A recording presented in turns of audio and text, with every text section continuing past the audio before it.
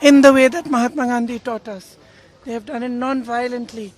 Pellet guns were fired at them. Tear gas was fired at them. They were beaten with lathis. They had injuries, serious injuries, but they did not bend. The government had to bend to their will. And that is a lesson for every ruler of this country from now to forever. You have to listen to the will of the people. In this country, this is a democracy. The will of the people is paramount. There is nothing above it. No human being, no single leader, no dictator, no force can stop the will of the Indian people. Today this has been proved by our students, by our young people. And they have stood there regardless, everywhere, not just in Delhi, across India. They have not cared about any political party, anybody who is trying to make politics out of it, anything. They have not cared. They have stood for what they believed was right.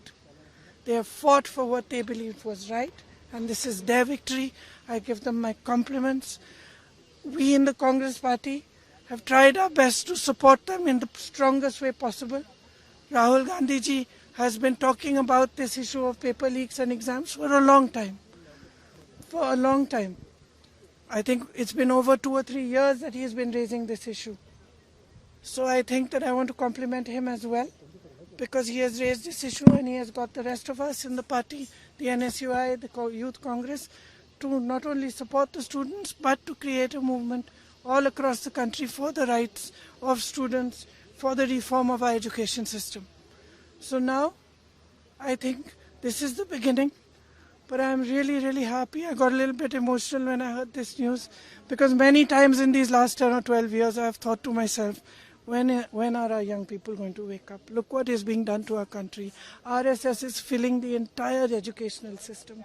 Every post, every vice chancellor, the ideology of our forefathers has been broken down. Force is being used against young people, against anybody who raises their voice and protest. So today I'm a very happy person, because the youth of our country has spoken and nobody can ever dare to silence their voice.